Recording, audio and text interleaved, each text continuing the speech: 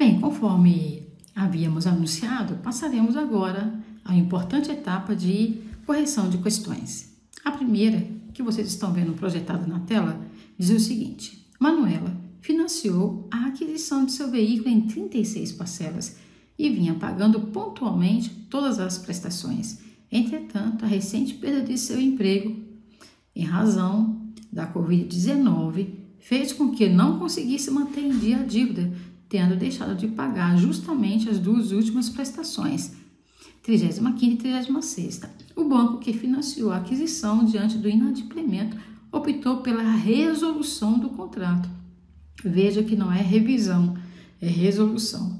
Tendo em vista o pagamento das 34 parcelas anteriores, pode-se afirmar que a conduta da instituição financeira viola o princípio da boa-fé em razão, letra A, do dever de mitigar os próprios danos, B, da proibição de comportamento contraditório, também conhecido como venire contra facto próprio, C, adimplemento substancial, D, dever de informar.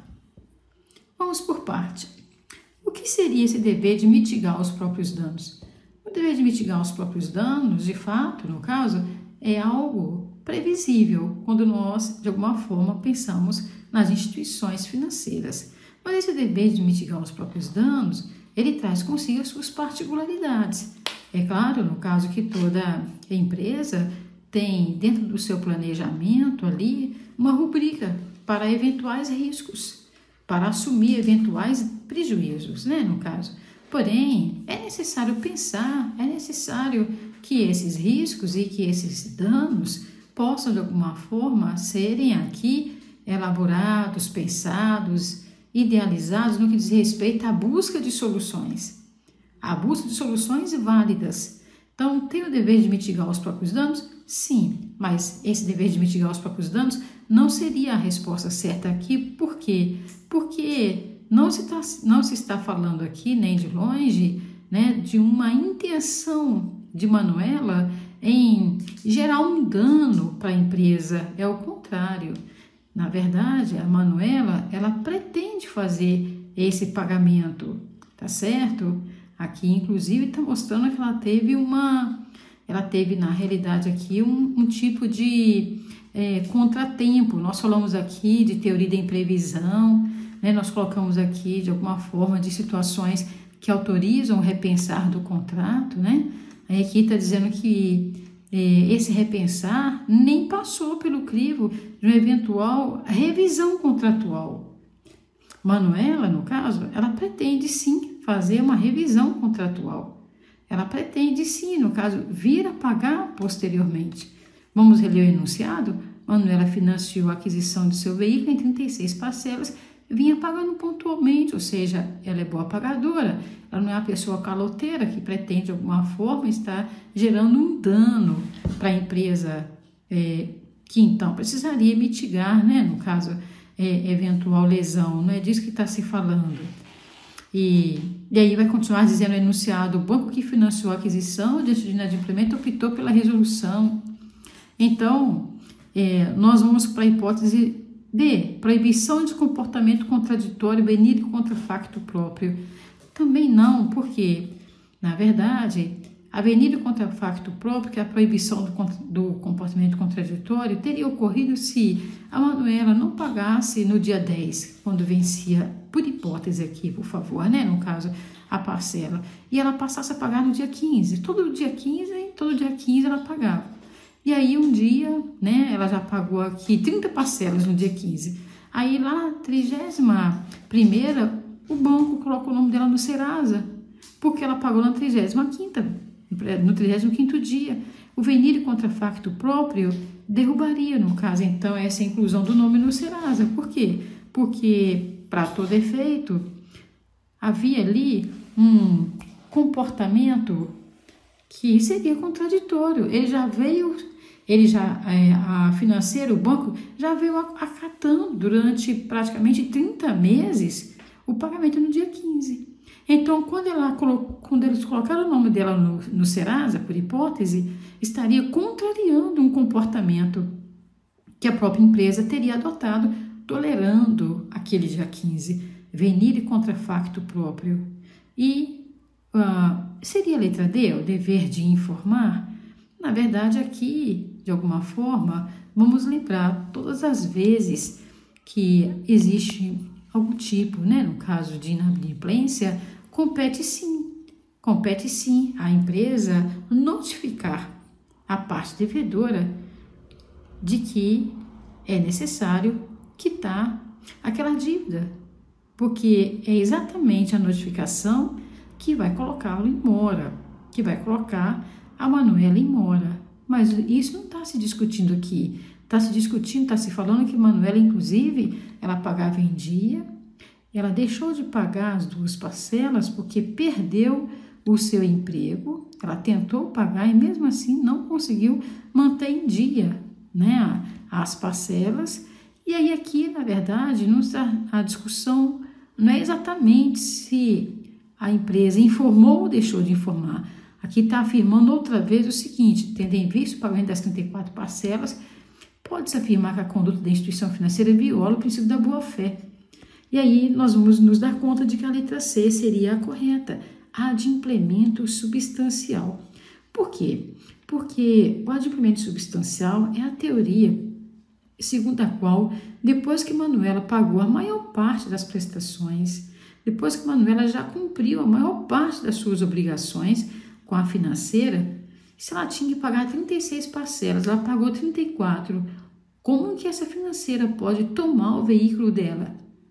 Como é que ela poderia, de alguma forma, negar a Manuela o direito de renegociar? Nós vimos aqui que o artigo que é o 479, coloca a possibilidade de revisão do contrato.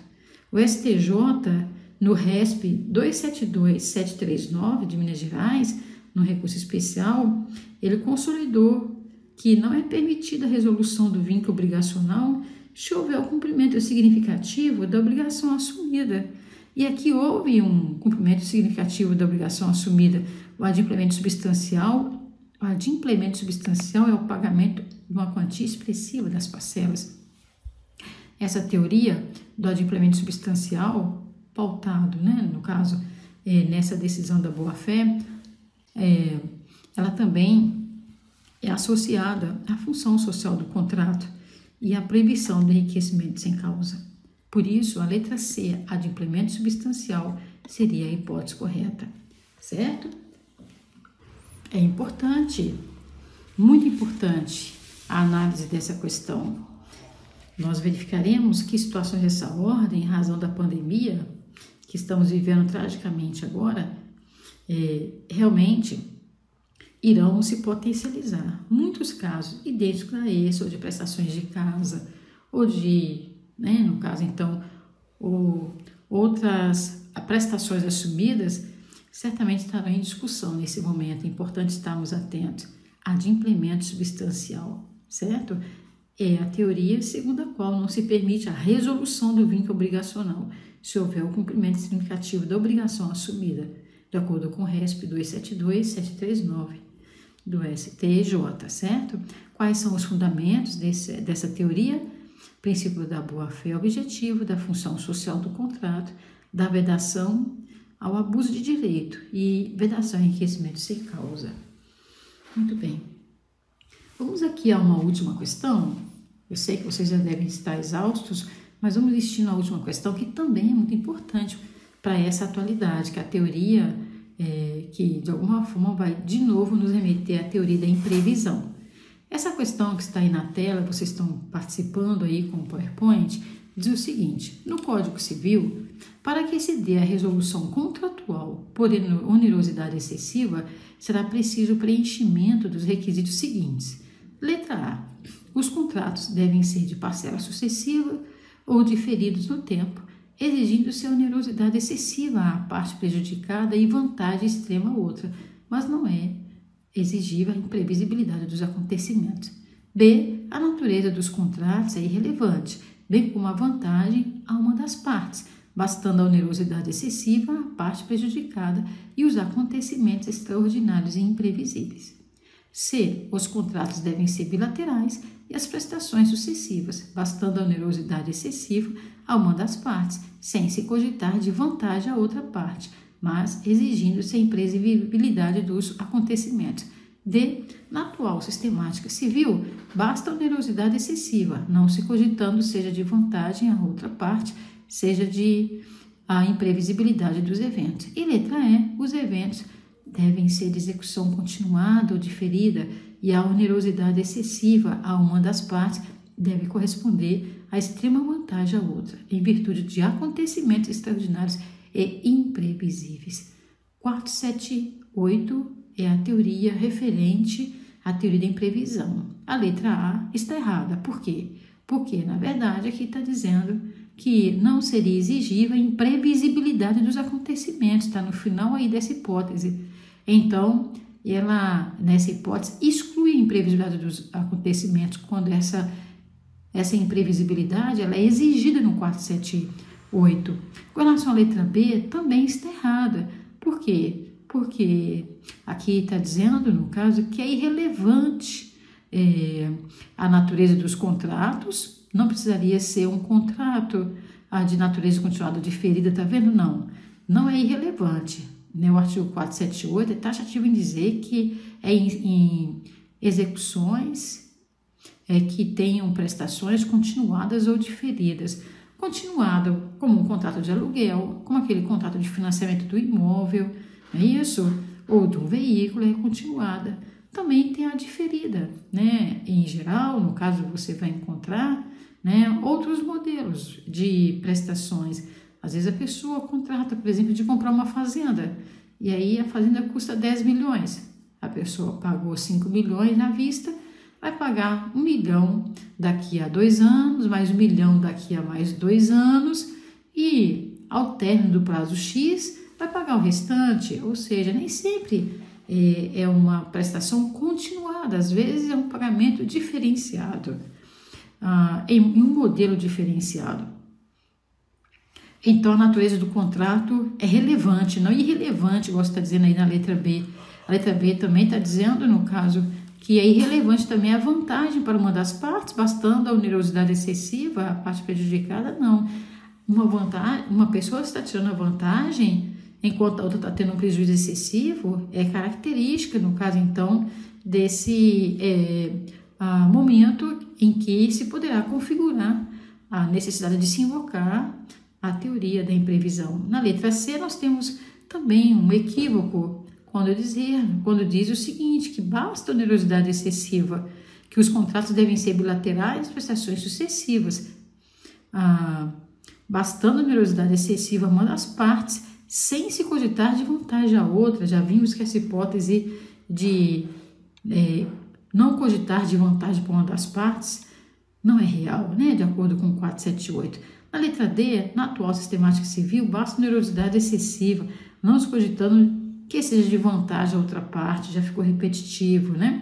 E a letra E, que é a correta, né? A letra E é a correta quando dirá que os contratos devem ser de execução continuada ou diferida, onerosidade excessiva a uma das partes, que deve corresponder à extrema vantagem à outra, em virtude de acontecimentos extraordinários e imprevisíveis, tais como, repetindo sem pretender ser cansativo, Covid-19, que tirou o nosso chão e vem, de certa forma, repaginando, fazendo com que tenhamos que reinventar, né, os capítulos da nossa vida, e Deus seja louvado, né, no caso, Ele nos permitirá encontrarmos novos caminhos e superarmos esse momento e vencermos essa batalha.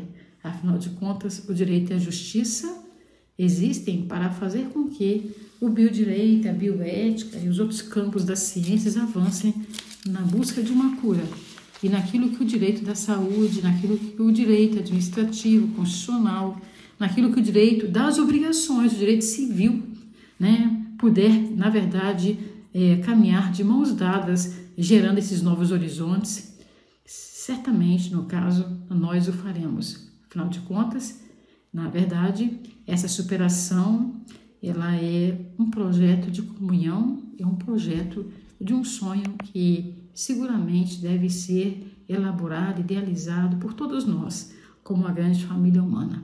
Quero agradecer a vocês, me colocar à disposição.